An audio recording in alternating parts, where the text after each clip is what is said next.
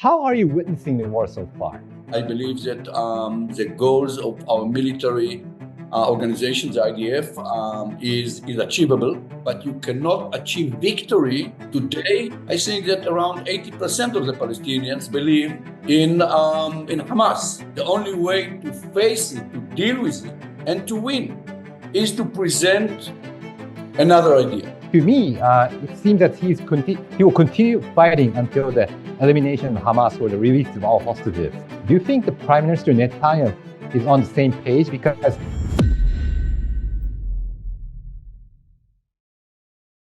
はい、ピボットの竹下です。今日のピボットグローバルは、イスラエルの元情報機関トップが語る、ハマス・イスラエル衝突の解決策です。お呼びするのは、モサドと並ぶイスラエルの情報機関、シンベトの長官を務めていたアミ・アヤロン氏です。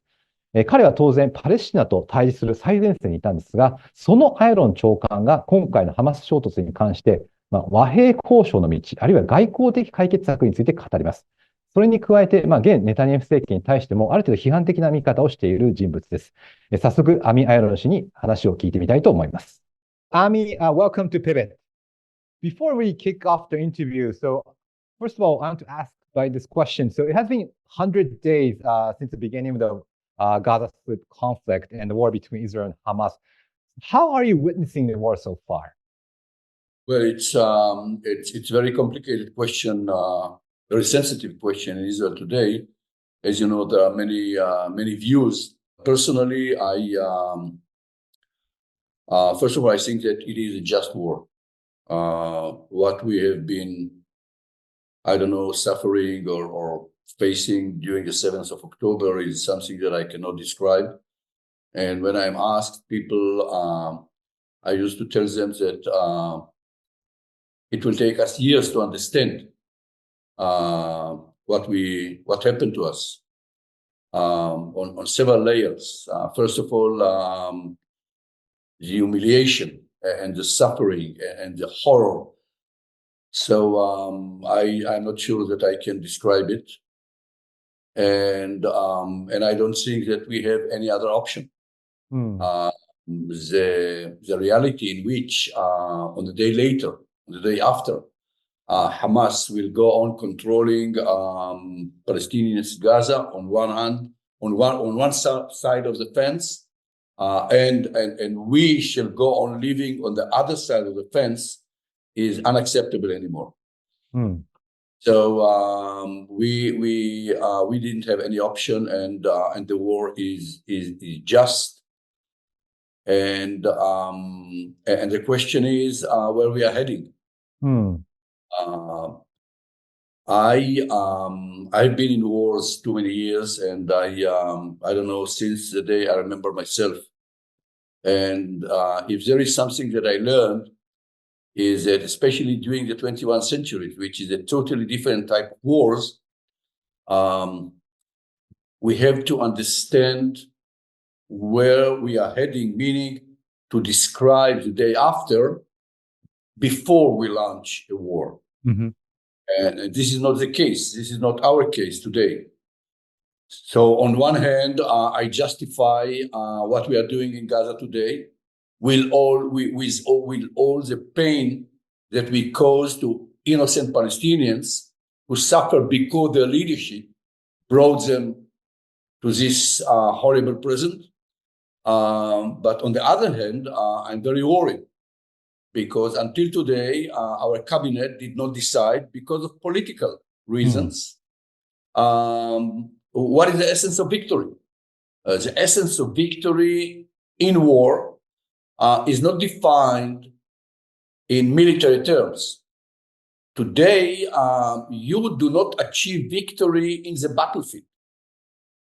In order to achieve victory, you have to understand how we can describe the day after, and only then go back and to understand or to decide how to use your military power. And this is not the case today. I believe that the goals of our military organization, the IDF, is achievable to dismantle the military capabilities of Hamas and to deport or to kill its leaders. This is something that you can achieve by the use of military power, but you cannot achieve victory because we have to understand Hamas is an ideology. We are fighting in two parallel levels. On one hand, yes, there is a war on the battlefield in the real world, but above there is a war of ideas. And you cannot defeat ideology, you cannot defeat an idea with the use of military power. Sometimes, when you are using power, you deepen the ideology within the people. So, and this is exactly what we see today, by the way. Before we launched the attack, Hamas did not get support from more than between 30 to 40% of the Palestinians. Today, I think that around 80% of the Palestinians believe in Hamas. So I think that we have to decide as soon as possible what is the meaning of victory in this campaign. What exactly do we want to achieve? And my view is that the only way to face and to win this ideology is to present a better ideology, a better idea, which in our case is a political horizon. Finally, we have to understand Palestinians see themselves as a people, a nation who deserves self-determination, and the future that they dream today is to build a state alongside Israel, a Palestinian state alongside Israel. So I believe that the moment that they will believe that they can achieve a Palestinian state by using diplomacy, Hamas will not get the support of the Palestinians. We saw it during the 90s. During the 90s, when the Palestinians believed in the beginning of Oslo process, when they believed that they can achieve the state alongside Israel, 80% supported Fatah and the Palestinian Authority. Only a small minority really believe in Hamas religious ideology. So I do believe that we have to come with a clear concept, a clear idea that bring to all of us, by the way, to all of us, Israelis and Palestinians, a political horizon. Yes, I think you made a good point. Correct me if I'm wrong. What you're saying is that no matter if you move the snake's head, that it will make no difference. It's because of ideology. Is that what you're stating? Right. Yeah, you are totally right, but I would define it differently. The snake does not have head. So if you will cut his head, he does not have head. It's an idea. Idea is something that physically you cannot touch, you cannot destroy. The only way to face it, to deal with it, and to win is to present another idea. I think that is a very difficult challenge, because do you think it's possible to come up with an ideology or a new narrative that would convince the Palestinians to move on to our peace? I know that it is possible. I know that it is achievable. And I know that in a way it is in our hands. And I'll tell you why, because, I'm not a historian, but I lived enough years to understand our history during the 20th century. After the first Intifada, when we hated each other, the first Intifada was very violent. People were killing each other with no border between us. And then we launched Oslo Agreement. And I saw how fast people whom I believe, that they were terrorists, that all what they wanted is to kill Israelis. For example, the name of Jibril Rajoub. Jibril Rajoub was in our jail. He was a young terrorist during the first Intifada in our eyes. And later, when I became the director of the Israeli Shin Bet after the assassination of our Prime Minister Yitzhak Rabin, and he was released from jail in an exchange, prisoners deal, we met and we became friends. And, it is not only me and Jibril or some other good Palestinian friends. No, this was the mood in the street. Political horizon has a huge power to change narratives because hope is everything. Once you believe that you will have a better future, see differently. The present, the past, and the future. So yes, we saw it happening. I can give you, another examples. I am a member of we call ourselves Yom Kippur generation, Yom Kippur War. I was a young naval officer, and Yom Kippur War was a bloody war. We lost 2,007, almost 700 people in less than 3 weeks. For me, it was the bloodiest war ever. But it took 4 years later for Sadat, the president of Egypt, to come to visit in Jerusalem, and 2 years more to sign peace agreement. So it is achievable. And today, the peace agreement with Egypt is one of our cornerstones, of all what we see around us, of our security concept. So yes, I believe that once we shall present a political horizon, a better future, it will change the atmosphere. And it will not happen, by the way, in 1 week or not even in 1 year, because I have to remind myself we are living in the Middle East, and I know the Israeli society and the Palestinian society. We have between 15 to 20%, which is a minority that is totally against it, and they will do everything, and they probably even use violence. It will be a terror on the Jewish side and on the Palestinian side, because it's identical. We have our minorities, they have their minority. Both of them are radical or fundamental religious groups, and they will do everything in order to avoid it.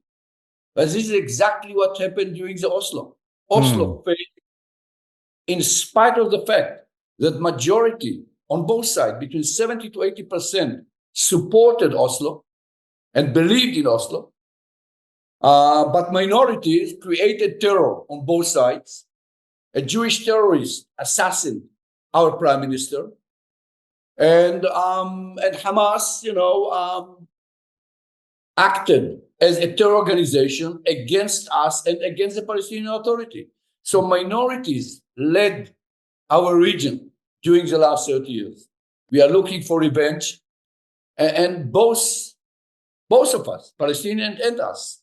If you ask Israelis today, they will tell you all Palestinians are Hamas. If you will ask Palestinians, they will tell you all Jews or Israelis are radical ideologies. But it is nonsense. Right. So the idea is to come up with creating a better political horizon. So speaking about the solution or the true meaning of victory, do you think the Prime Minister Netanyahu is on the same page? Because to me, it seems that he will continue fighting until the elimination of Hamas or the release of all hostages. No, Netanyahu is not on the same page. The only page that Netanyahu read in his life story is how to survive power, and he's looking for exit strategy from jail, because he's heading to jail now, and he understands it. And in order to, in a way, as long as he is a prime minister, he believes that he can avoid jail. And he will sacrifice everything. And I'm saying something, I don't know, probably not acceptable by many Israelis, but I know that majority of the Israelis, I think that around 70 or 75% will demand his resignation after that. And, many people believe that he will do everything in order to go on fighting, just in order to not to go to jail or to survive in power. So it's something, I don't know, very difficult to say. But if you ask me, this is the way I understand his behavior, his political behavior. So do you think that he's only behaving for his own interests right now? This is the way I understand him. I wrote about it. I spoke about it. I know him for many years. When I was his Shin Bet director, I met him every week in 6 eyes. 6 eyes meaning, there is the woman that, take notes. Yes. And he's a brilliant person, probably smarter than any other Israeli politician ever. But today, I believe that he couldn't care about our future as a nation, as a state. And he came to believe, as too many people in power, power corrupt. And this is exactly what we see. He's too many years in power. Probably he believes that, he is the nation, and what is good for him is good for all of us. So, we saw it in history, and this is exactly what we see in Israel in the present. Do you think we should replace him? Yeah, it's 75% of the Israelis believe that he should be replaced, but not during wartime. So, and the question is, when the war will end? This is exactly the question. When the cabinet decided not to discuss the day after, if you ask me, it was a political decision. It's nonsense. You send your youngsters to the battlefield without defining a political goal. And this is exactly the time in which war become the goal and not the mean. And this is why it is so dangerous. If we shall not define a political goal, which is the essence of victory, right, we shall head into an endless war. So about the goals, do you think that the release of hostages and also the elimination of Hamas, does that to contradict, or do you think it's achievable to achieve two goals at once?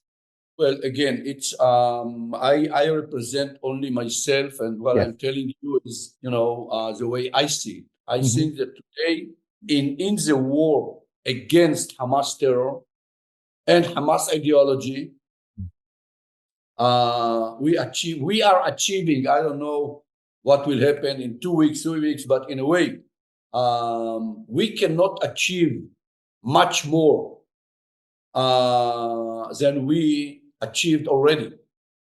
And I believe that the release of hostages will be the closer to what we perceive today as a victory, not in the war, in the campaign. In a way, I wrote about it, there is a difference between an operation, a battle, a campaign, and a war. So if you ask me, the way I understand our history, the Israeli history, We are fighting our war of independence, and this is a war in order to create and to defend the state of Israel during the last 140 years, since Zionism was created during the late 19th century. And all what we see around us are operations, battles, campaigns. But the war will go on unless we shall create a better horizon, better political horizon. So if you ask me about this campaign, the closest to the essence of victory will be the hostages coming back. And if we have to pay by releasing all the Palestinian hostages, I am ready to pay the price. And if it means that we have to stop a military operation now, I'm ready, because this is only one campaign. And our war against radicalism, against terror, will have to change. We shall use our military power, but in a totally different way. But as long it will be achievable, I mean, we can create a better future if, in parallel to the use of our military power, we shall use or we shall create a better horizon. And let me tell you something, years ago, when I was the director of the Israeli Shin Bet, we fought Hamas. By the way, both of us, Palestinians and us. Yes. And it was during the time when Sheikh Yassin, he was a founder of Hamas. Yes. He designed, he wrote the Hamas Covenant, and he was the last Hamas leader who combined religious, political, military, and social leadership. He was interviewed in 1998 when we celebrated our 50 years of independence, and they marked 50 years of Nakba, of suffering. And he was asked by the interviewer, what are you afraid of? Because he said, finally, Hamas, we shall win, because our ideology is a better ideology. So his answer was, the only fear is if Palestinians will believe that they will achieve a Palestinian state alongside Israel by the use of diplomacy. This is my only fear, because then they will not support Hamas, and Hamas cannot survive without the support of the people. So if we shall be able to speak two languages, the military language and diplomacy, because today we are speaking only in military terms, and we do not believe in diplomacy. And as long as we shall not speak in two languages, we shall achieve only suffer and war. About the release of hostages, I think the hostage swap can be really tricky. So the most famous one is the Shalit swap, when 1,000 Palestinians were traded with one soldier. Do you think that this time we should follow the same procedure, or it should be an all-in-all swap? Yes, I said, look, we have 136, if I'm not mistaken, hostages, and they have, I believe, probably 6,000 prisoners in Israel. It's okay. I believe that we should release all the prisoners, and we shall get all our hostages, and and they will see it as a victory, but they will lose on the day after. Because if on the day after they will start losing the support of the Palestinian street, not only because our military capability, we shall use our military capability if necessary against terror. but their defeat will be the result of the power of the political horizon. Palestinians will believe, look, even today, by the way, look, today they, they achieved support of about 70-80% of the Palestinians. But it is not because Palestinians believe in the Sharia, in the Quran, and they accept their religious ideology.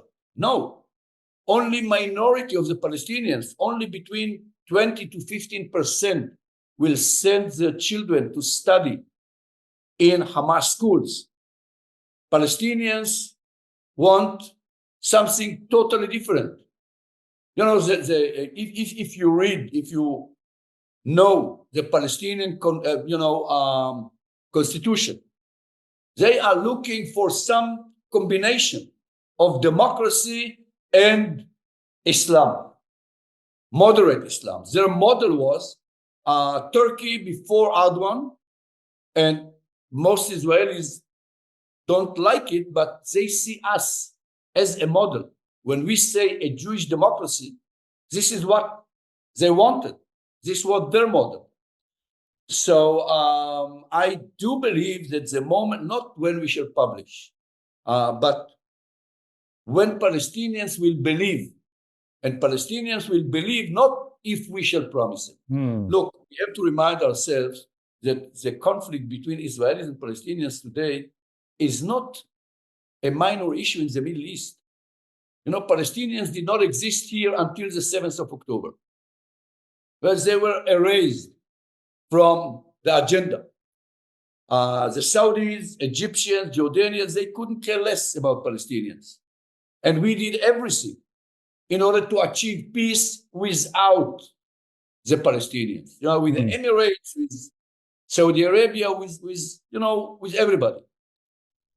Today we understand that the conflict between Israelis and Palestinians is a regional conflict, and in some aspects even create impact on the global confrontation. Because even the confrontation between China and America. But China cannot give up on the Middle East. Most of its energy comes from the Persian Gulf. So China is here, Russia is here, and America is here. And they are confronting. You know, if I leave for a moment the Israeli-Palestinian conflict, we see here two global axes. One is what I call the axis of stability, led by America, Europe, Western democracies, and Saudi Arabia, Egypt, Jordan, Morocco, Emirates. This is a war. This is an axis that want to achieve a better life, stability, to confront terror and violence. On the other side, there is Russia, Iran, supported in some aspects by China, and they have their proxies. Houthis in Yemen, Hezbollah in the north, in Lebanon, Hamas in Gaza. So this is an axis that create instability. They flourish in moments of instability because these violent concepts, they flourish when they see instability and violence. So it became a global and a regional conflict, and we have to understand it. Yes. And this is why it is so important. We have to be a member in the coalition that try to achieve stability and to face terror and instability. So given the fact that there's an axis of stability, what do you expect from the international community? What should they do? They have a major role. And when I say the international community is, the states who are looking for prosperity and stability. And they have to understand that it is a regional and a global interest. Terror will come from the Middle East to Europe and to America, to everyone. That's what we saw in September in September 11. It came from the Middle East.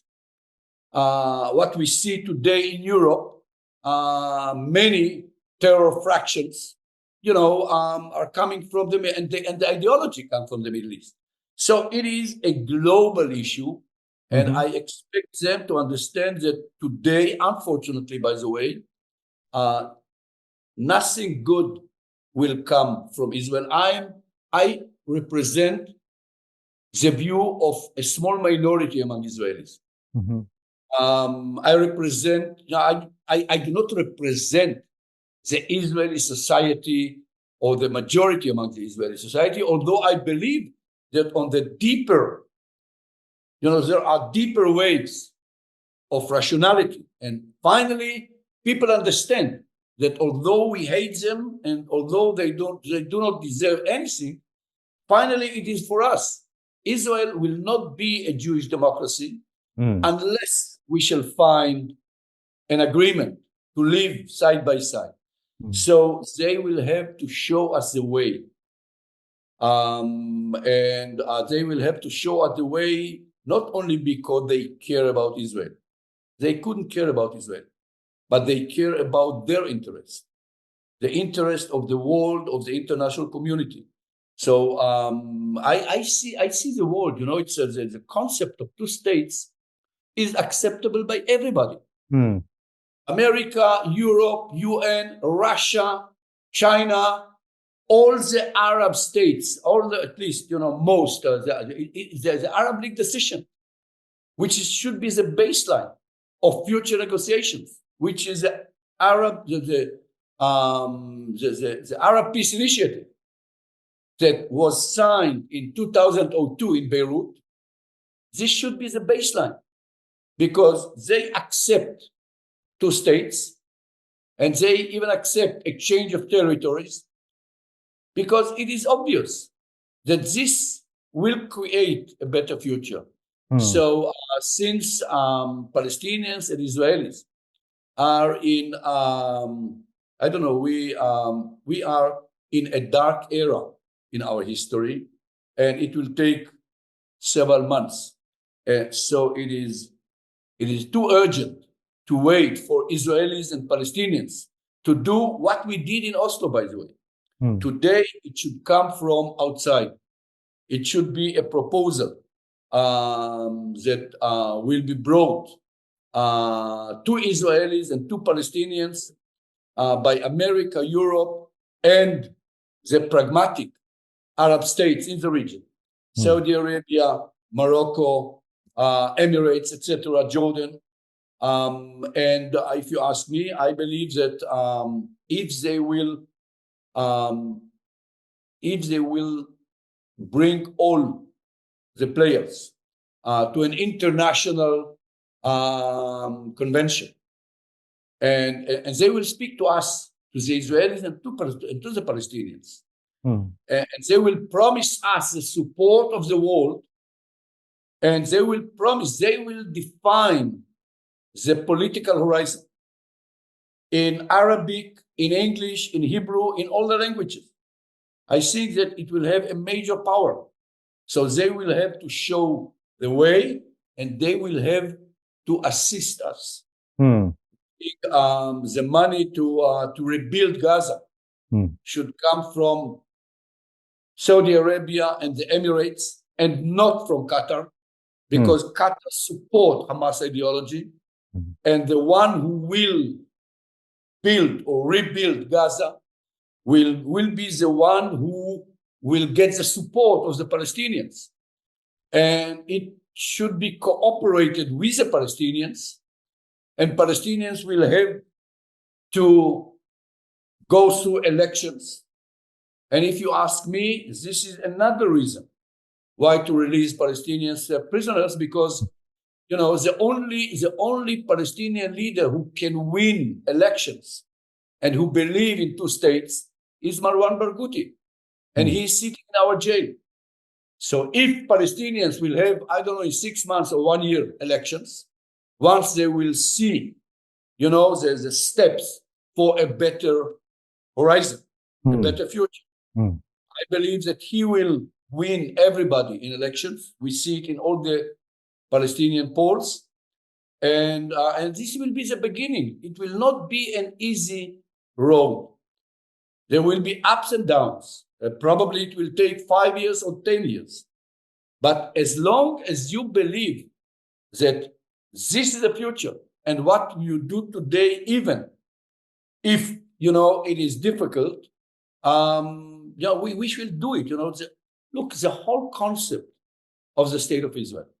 The State of Israel was created by people who sacrificed their life in order to create a better life for their children. So the future, hope in the future, is a huge power if we really believe. So one of the 1,000 Palestinians released before was Sinwar. So it's a very irony that releasing hostages or prisoners will lead to another conflict. How can we prevent that? Because it was a tragedy that if you release someone, and that may lead to another conflict or future risks. Well, we are arguing in Israel, and again, I represent only myself. Yes. The only advantage that I have when I say what I say is I've been not only a military commander in the Navy. I was for almost 4.5 years the director of the Israeli Shin Bet. Yes. And I can tell you that when you see a terrorist in jail, the question whether to release him or not is not to see what he did in the past. Try to understand what he will do in the future. I remember that when I spoke, I defended the case of releasing Gilad Shalit. And people asked me, but what will happen? All these 1,000 terrorists, they will go on killing. And I say, yes, they will go on killing only if we shall not create a better horizon. But if they will see a better horizon, most of them, the majority of them, not Hamas, I believe that 15-20% of them will go on killing. First of all, because this is only this is what they know. They don't know anything else. And in addition, probably they really believe, in Hamas ideology. And they really believe, as exactly as our minority believe, that, all of them Hamas, and this is a holy land, and we do not have the right to give it to anybody. But these are the minorities. Most of them who are sitting in our jail, they see them, we see them as terrorists, and they are terrorists. But terror is a mean of the weak in order to achieve freedom. In the eyes of the British, one of the greatest prime ministers, Begin, who signed a peace agreement with Egypt, he was a terrorist when he fought against the British mandate. And later, when he became a prime minister, he came to visit in Britain. He met the Queen. So we have to understand how they see themselves, and only then to try to predict what they will do after or when they will be released. So I believe again that the core of this conflict is the future. We are slaves of our past, and they are slaves of their past, and we created our narrative based on the past.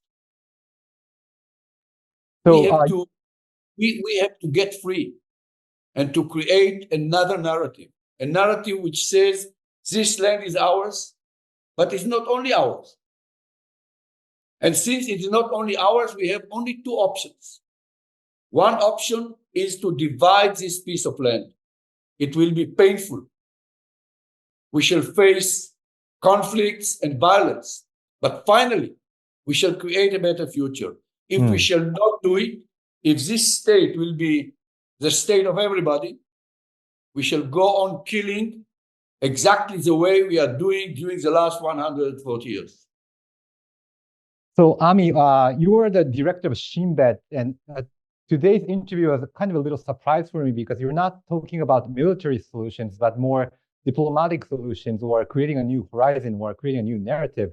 Correct me if I'm wrong, but it seems to me that you're leaning to a kind of left-wing idea. Did your idea change after you retire, or is this kind of concept you were thinking about even you were the director of Shin Bet?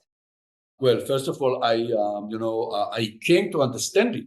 It was a long process, but I came to understand it only when I came to the Shin Bet. Because you have to understand, it is not only me who is different now. It is the world is different, and the wars are different.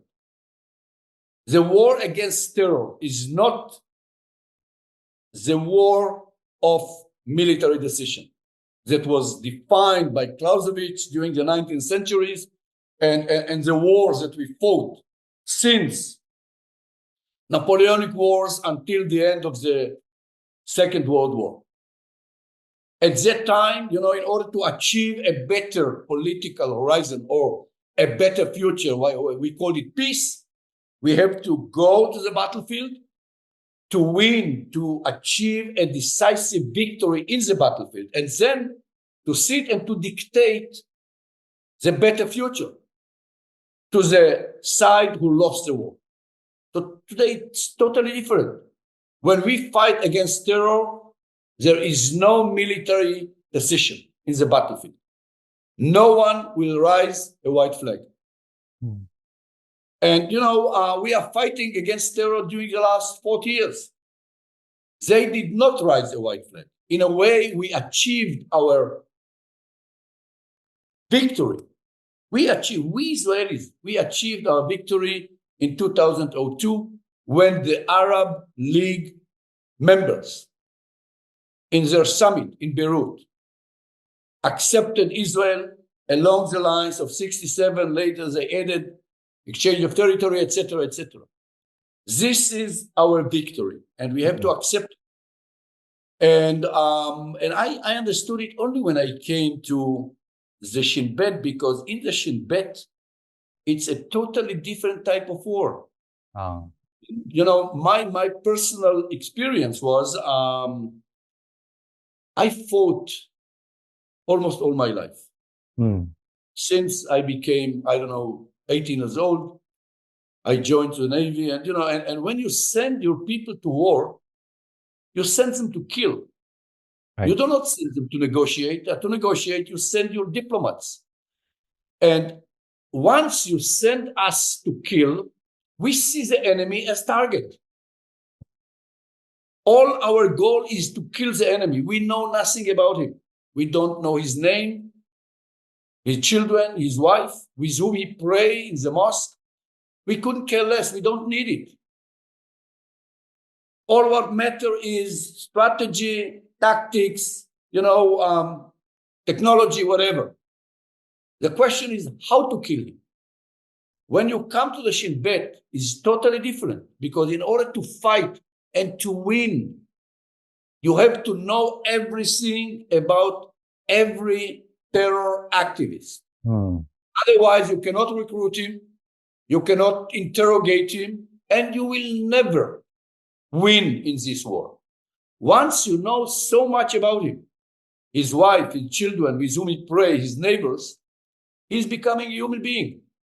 And there is a great definition of Yehoshaphat Rakavi, an Israeli great historian, and he was, by the way, he was a general before he retired, and he became one of our most, important scientists. And he, in his book, he described the different ways in which we see the enemy. He says the military commander sees the enemy as target that he has to kill. The statement see the enemy as one that on the day after he will have to negotiate with. So it's totally, and our tragedy is that our politicians see the enemy in the eyes of a military commander and not in the eyes of a statement. And this is the change that we have to create. Okay, I mean, my final question. So despite the ongoing challenges, do you remain optimistic in order to create a future of stability and peaceful region? Yes, I do. I do not because I can promise you that something great will happen tomorrow. I do because I believe that it is in our hands. And the fact that I am a small minority among my friends, among Israelis, I couldn't care less because I know our history and I know that this land, this state was created by a small minority that during the end of the 19th century, when they understood, they knew exactly where the Jewish nation, the Jewish people are heading. Because they saw the violence, they saw the anti-Semitism, they saw the pogroms, and they came with a great idea, a Jewish state. And they were perceived as lunatics by the majority of Jews who stayed in Europe and were assassinated. More than 6 million. And they came to Israel and they created this state. It took them more than 50 years. But this is what you see today. It was a result of a small minority. They knew how to dream.